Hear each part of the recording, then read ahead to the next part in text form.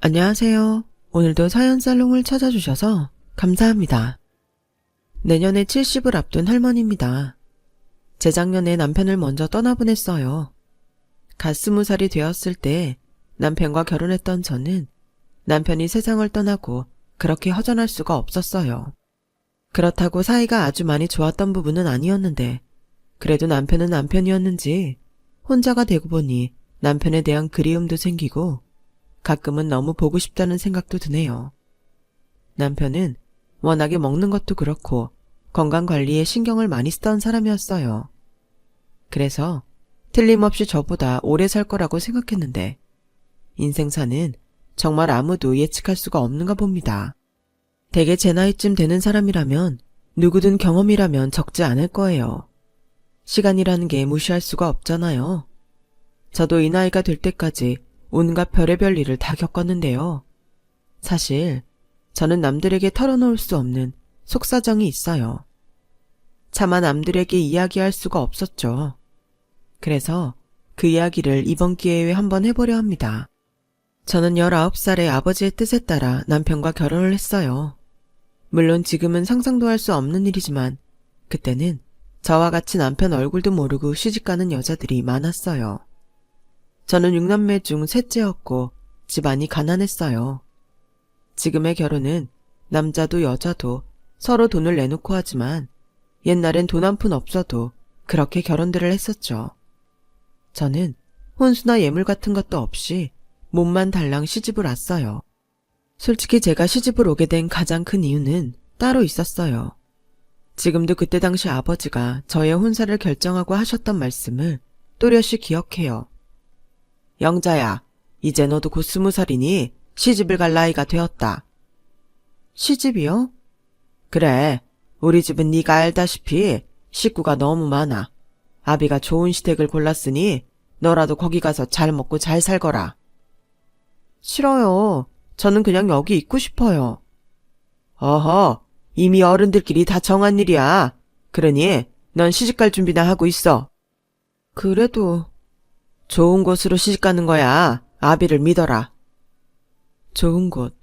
며느리에게 어떤 시집이 좋은 곳일까요? 게다가 저는 몸만 달랑 온 며느리인데요. 아버지의 말은 반은 맞고 반은 틀렸어요.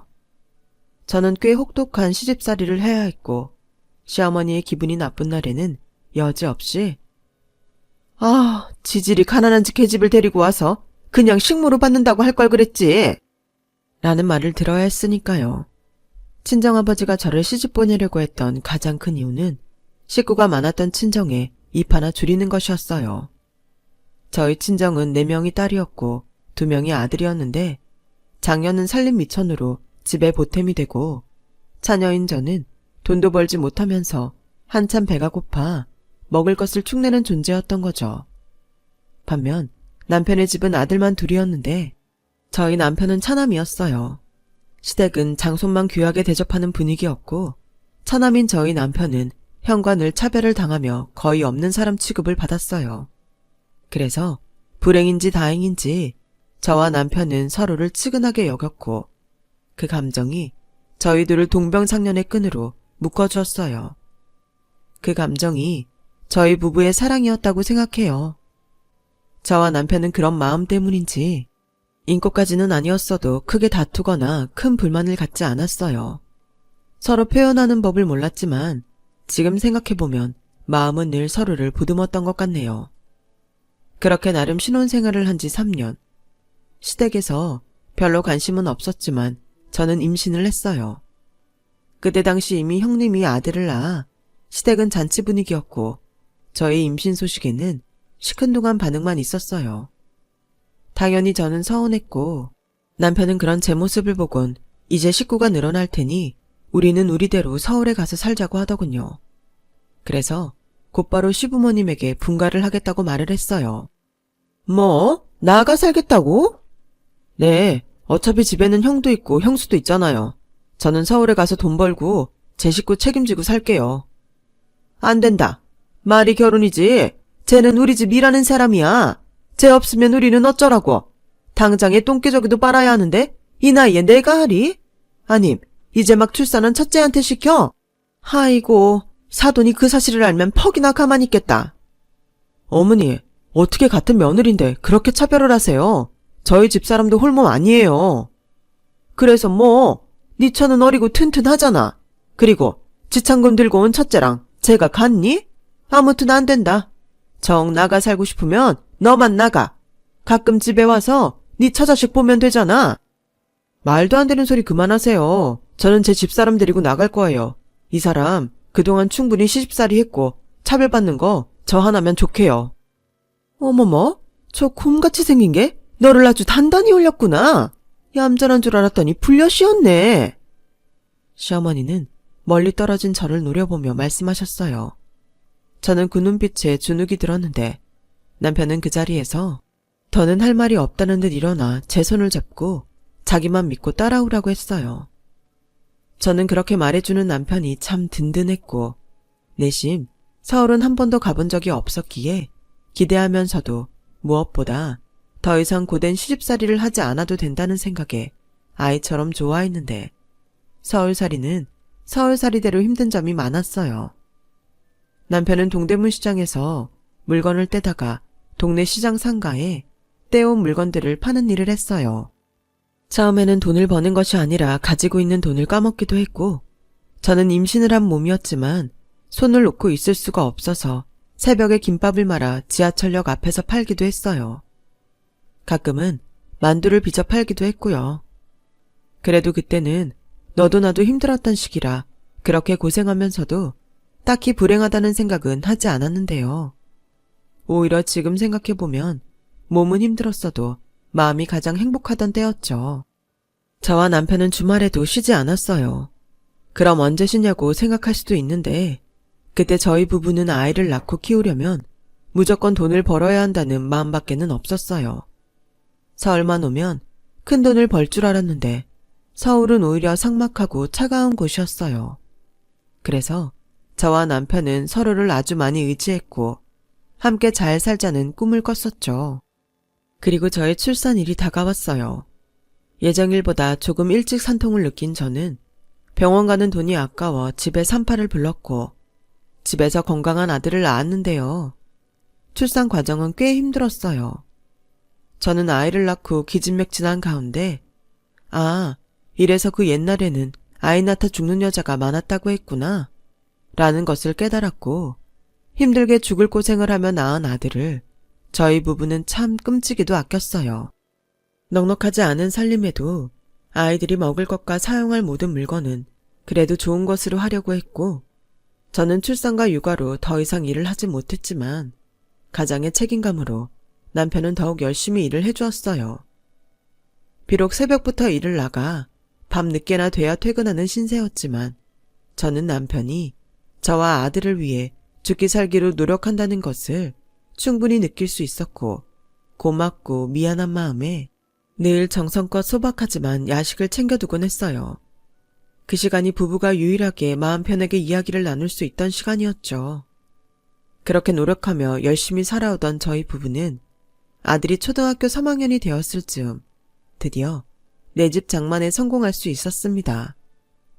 그리 큰 집은 아니었지만 서울의 우리 가족, 더 이상 남의 눈치 보지 않고 이사 걱정하지 않을 우리 집이 생겼다는 기쁨에 얼마나 행복했는지 몰라요.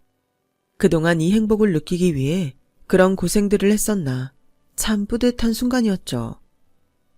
여보, 그동안 고생 많았어. 고생은요, 당신이 더 고생했지. 고마워요. 내가 무슨 복이 이렇게나 많나 싶어요. 나야말로 고맙지. 당신이 알뜰살뜰하게 살아줘서 내가 이런 집을 가져보네. 엄마, 여기 진짜 우리 집이야? 우리 이제 진짜 이사 안 다녀도 돼? 그럼 여기 우식이 네 방도 있어. 아씨, 진짜? 나 짱 좋아. 나 학교 가서 자랑해도 돼? 신이 난 아들은 무슨 개구리 마냥 팔짝팔짝 뛰어다녔죠. 저희 부부는 그런 아들을 보며 또 우리 집을 보며 얼굴 가득 환한 미소를 지었어요. 그리고 평생 죽을 때까지 이 집을 떠나지 말자고 남편과 약속을 했는데 만약 저승사자가 저에게 딱 한 번 돌아가고 싶은 순간이 있냐고 묻는다면 저는 고민도 하지 않고 그때라고 말할 거예요. 아들은 그 집에서 초등학교는 물론이고 중학교, 고등학교, 대학교를 마쳤어요.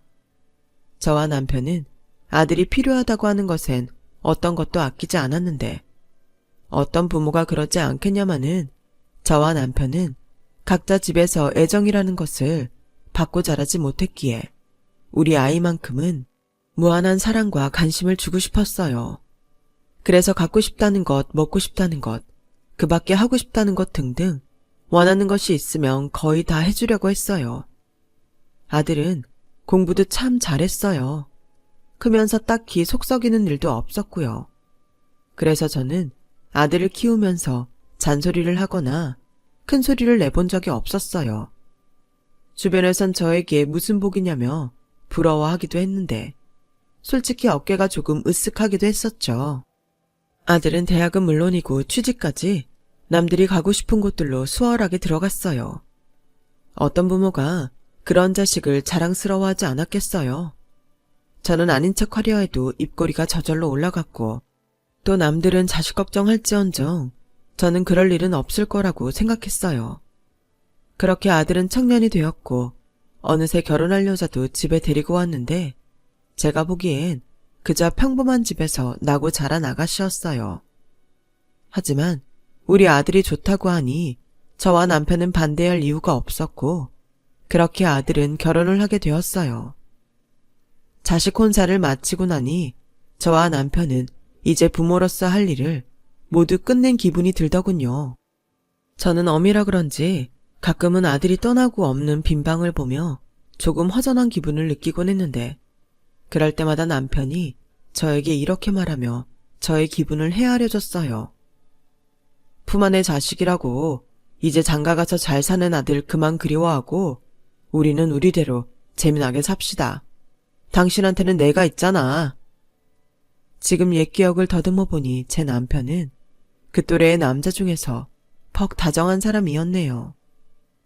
저는 남편의 그 말에 위안이 되었고 그저 아들이 행복하길 그리고 우리 부부의 노년이 편안하길 바랬는데요.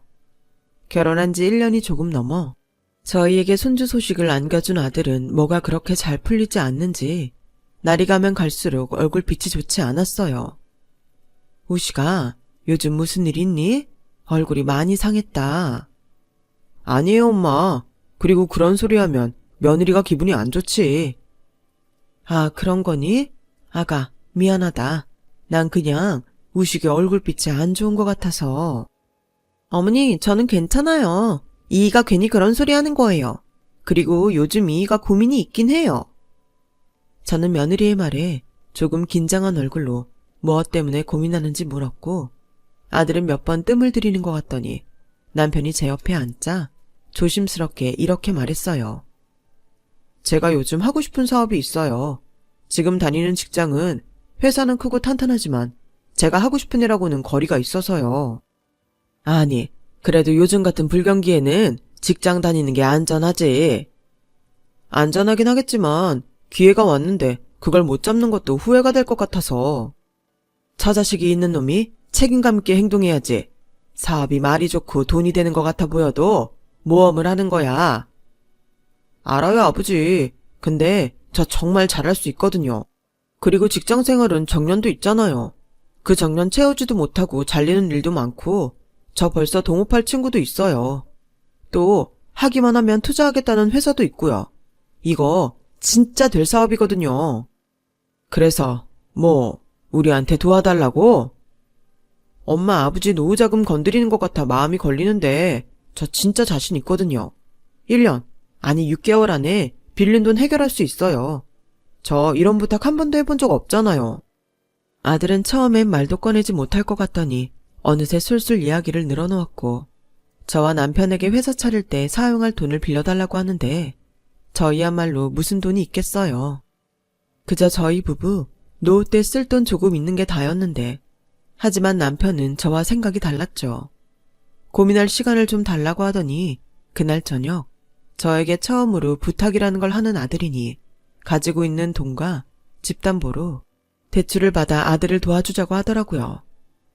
그러다 잘 안 되면요. 지금 다니고 있는 직장도 너무 좋은 곳인데 그냥 설득해서 계속 회사에 다니게 하는 게 맞지 않을까요? 물론 위험 부담이 있지. 근데 젊잖아. 젊을 때 고생은 사서도 하잖아. 이미 마음은 사업에 있는데 직장 나가봐야 상사 눈밖에나 더 나겠어. 차라리 기회가 왔을 때 밀어주는 게 좋아. 나중에 부모 원망은 안 할 거잖아. 그래도 괜찮아. 예전처럼은 아니지만 아직 당신 남편 밥벌이 하잖아. 우리 하나밖에 없는 아들 뒤 한번 화끈하게 밀어줍시다. 저는 아들의 마음을 저보다 더 이해하는 듯 보이는 남편의 뜻에 따를 수밖에 없었어요. 불안한 마음은 여전히 남아 있었지만 남편의 말을 듣고 보니 일리가 있다고 생각되었으니까요. 결과적으로 남편의 판단은 옳았어요. 아들 역시 준비를 단단히 했는지 아들의 회사는 시작한 지 얼마 되지도 않았는데도 수익을 내기 시작했고 인력이 부족해 직원도 여럿 두면서 나름 사장님 티가 나기 시작했어요. 게다가 남편이 선뜻 내어줬던 돈을 1년 만에 모두 갚으며 저희 부부에게 용돈까지 두둑하게 주는데 꼭 돈을 받아서가 아니라 마음이 놓였어요. 그리고 아들이 잘 되자 며느리도 덩달아 신수가 훤해 보였고 경제적으로 여유가 생기니 아들에게 잘하더라고요.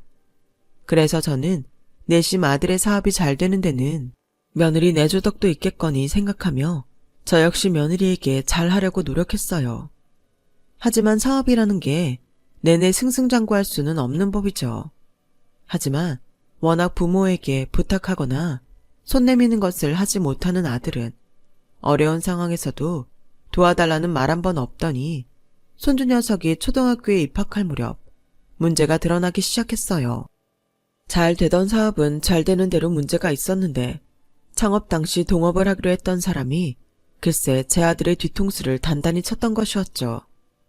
엄마, 아버지, 죄송해요. 그러게 사람을 다 믿으면 어떡하니? 아휴, 이를 어째. 대학 선배고 또 저는 직장만 다녔지만 그 사람은 자기 회사도 운영해본 사람이라 경영에 대한 부분은 믿을 수 있다고 생각했어요. 작정하고 속인 놈을 어떻게 이겨? 그냥 비싼 수업료 냈다고 생각해야지. 그래서 그놈하고는 연락이 안 돼? 네, 여기저기로 수소문해봤는데 이미 회의로 나른 것 같아요. 그 선배 행방 찾다가 알게 됐는데 저뿐만 아니라 그 전에도 투자 사기로 벌써 여러 사람 등쳐먹었더라고요. 아들은 결국 회사를 정리하는 과정에 직원들 월급과 퇴직금, 그리고 계약된 거래처와 투자자들 돈을 해결하기 위해 그동안 모아놓은 개인 돈과 살던 아파트를 정리해야 한다고 했고 아들은 힘들게 어디 월세라도 얻게 저희 부부에게 돈을 빌려달라고 했어요. 하지만 남편은 아들의 그 부탁을 거절했죠. 아들은 당연히 빌려줄 거라고 생각했는지 당황한 얼굴을 하더군요. 그냥 너네 식구 여기 들어와 살아라. 네가 쓰던 방 있으니 그 방에서 지내. 아버지, 여보, 어떻게 그래요? 그 좁은 방에서. 당신이랑 나는 그것보다 더 작은 방에서도 살았잖아. 얘라고 못할 게 뭐 있어. 월세로 나가는 돈도 지금은 아껴야 해. 군말하지 말고 아비 말대로 해라. 그래도 얘 처가 좋아하지 않을 텐데. 저는 갑작스럽게 이야기된 합가에 당황했어요. 물론 아들 역시 당황했고요. 하지만 아들이라고 뾰족한 수가 없으니 남편 말대로 할 수밖에 없었죠. 한 달이 되기 전에 아들 부부는 저희 집으로 이사를 왔어요. 가지고 있던 물건도 거의 버리다시피 하고 왔다고 하더군요. 저는 제 집인데 며느리를 보는 게 힘들었어요. 남편 회사 망해서 집까지 잃고 힘든데 안 하던 시집살이까지 하게 되었으니 어미인 나도 여간 마음이 불편한데 며느리 속은 어떨까 마음도 쓰였어요. 그래서 그런지 며느리는 하루 종일 딱딱한 얼굴로 거의 멍하니 있는 시간이 많았어요. 제가 뭐라고 할 때마다 죄송하다고 하는데 그 죄송하다는 말이 어찌나 불편한지 저도 그 소리가 듣기 싫어서 며느리에게 말을 좀처럼 걸 수가 없더라고요. 그런데 불행은 이상하게 손에 손을 잡고 저를 찾아오는 듯 얼마 지나지 않아 청천벽력 같은 일이 일어났고 그 일은 남편이 간암에 걸렸다는 소식이었어요. 그동안 나름 건강관리도 잘하고 먹는 것도 신경을 많이 썼던 남편이었는데 어떻게 그런 남편이 암에 걸릴 수 있을까? 저는 믿을 수 없었고 남편은 받아들일 수 없어 저희 부부는 힘든 시간을 보내야 했어요. 물론 그것이 불행의 시작이었죠. 여보, 우리 할 수 있는 건 다 해봐요.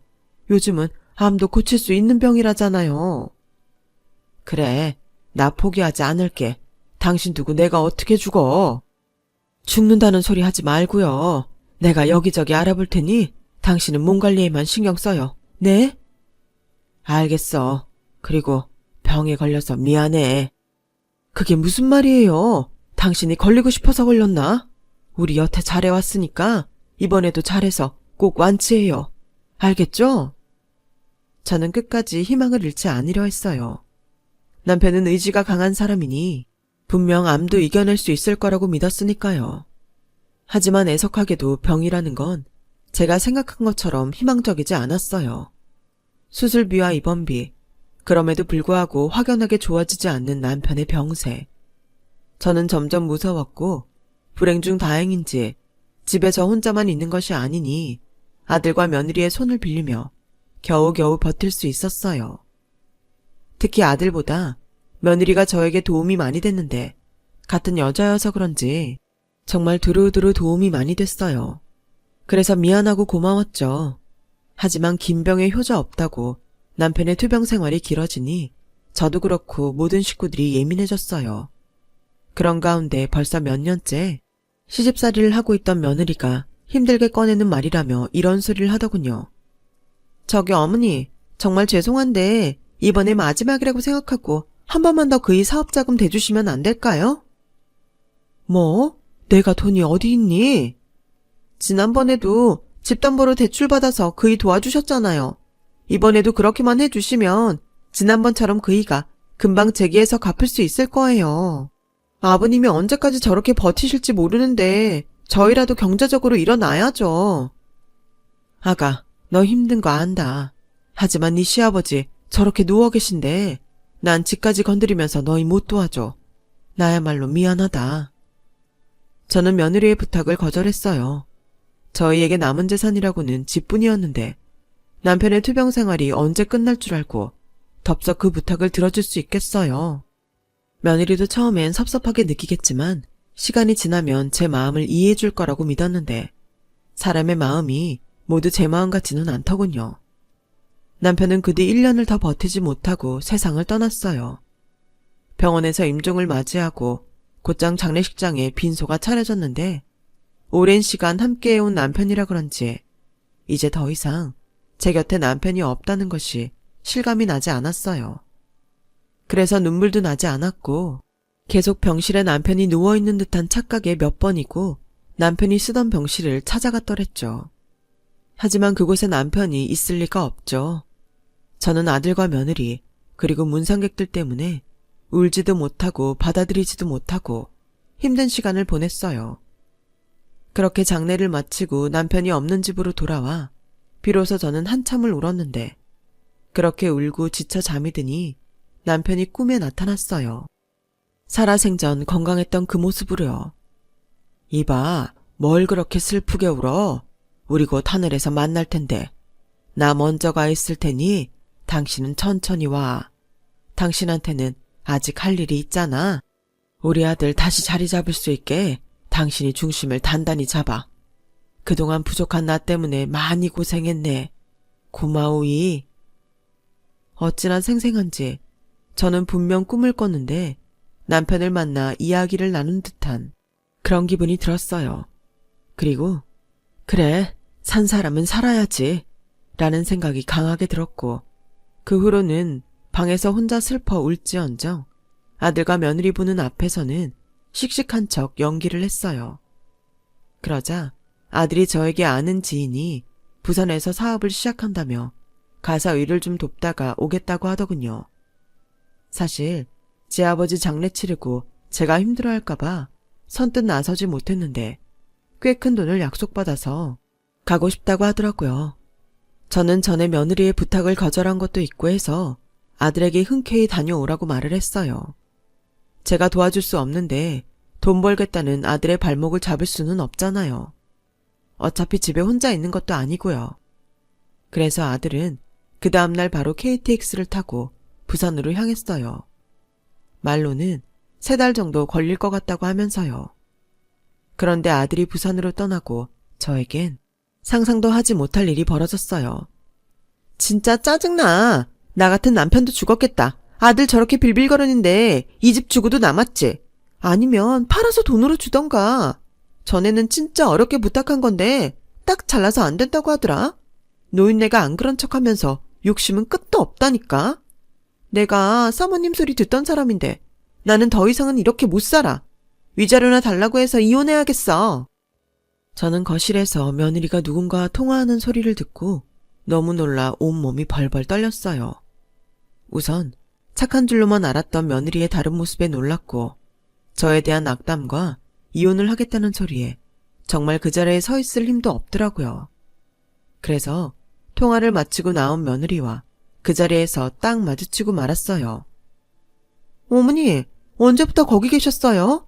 설마 다 들으셨어요? 그래, 본의 아니게 다 들었다. 내가 그때 네 부탁 거절한 건 미안하게 생각해.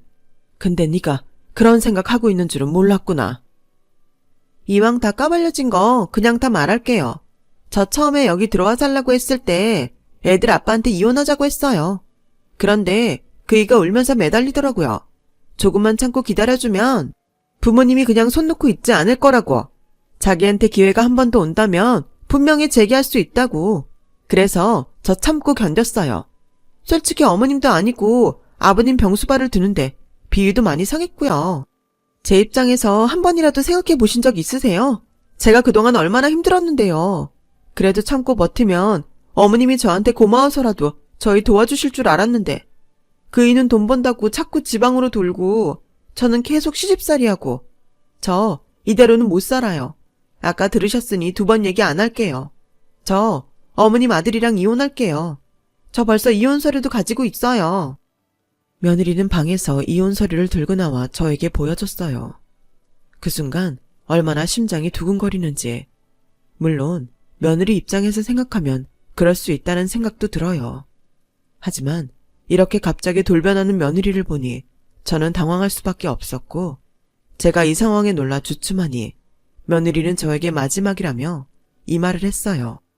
어머님 아들 이혼시키고 싶지 않으시면 그럼 이제라도 어머님이 이 집에서 나가세요.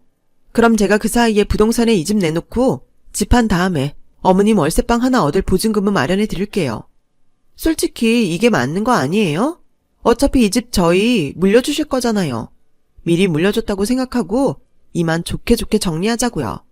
어쩌실래요? 기어코 아들 이혼시키실래요? 아니면 나가실래요?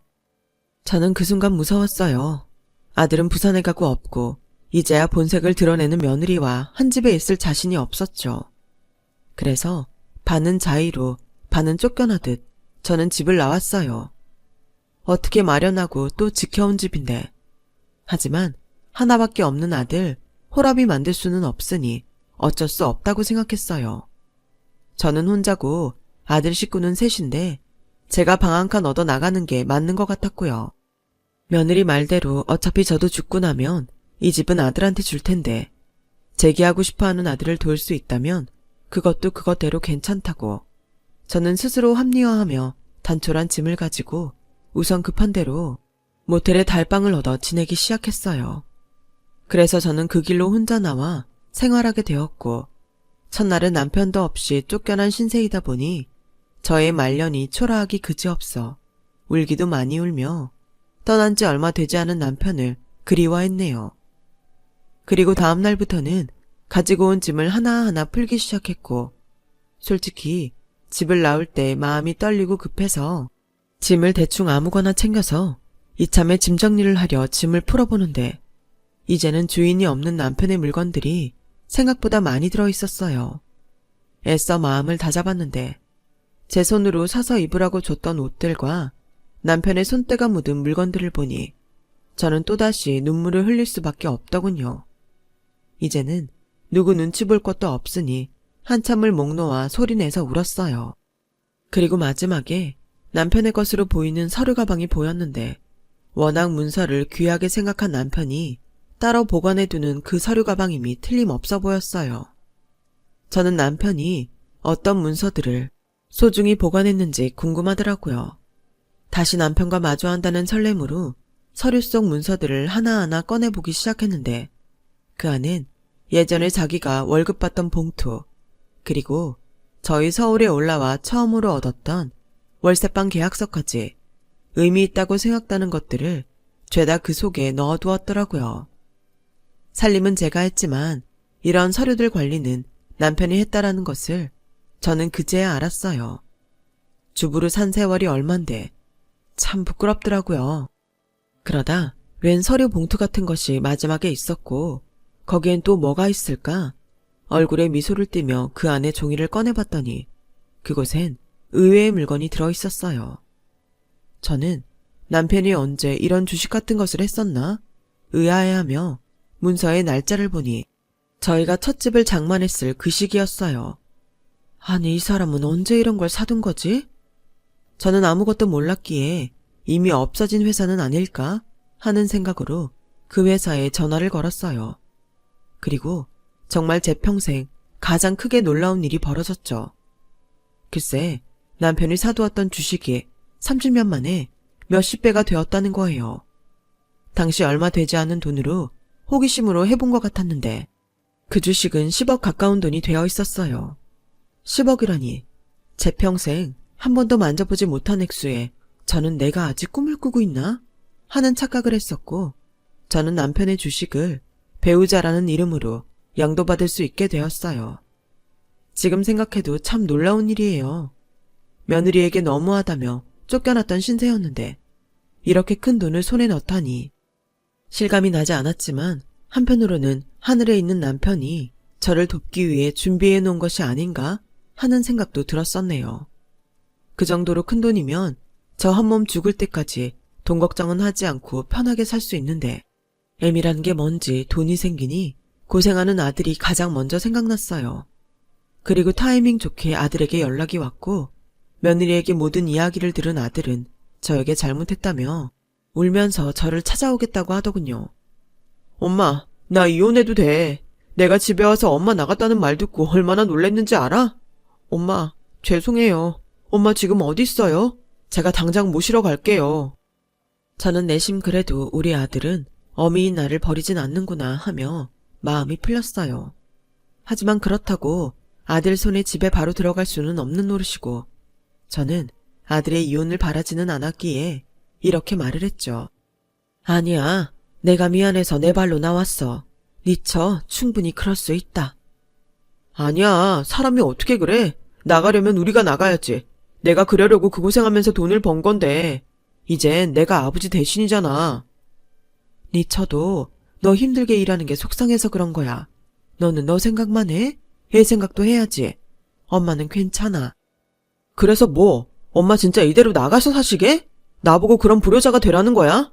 난 싫어. 내가 무슨 눈치로 엄마 내쫓고 이 집에서 살아? 엄마가 진짜 나를 위하는 거면 지금 당장 집으로 와요. 아니면 내가 모시러 갈게요.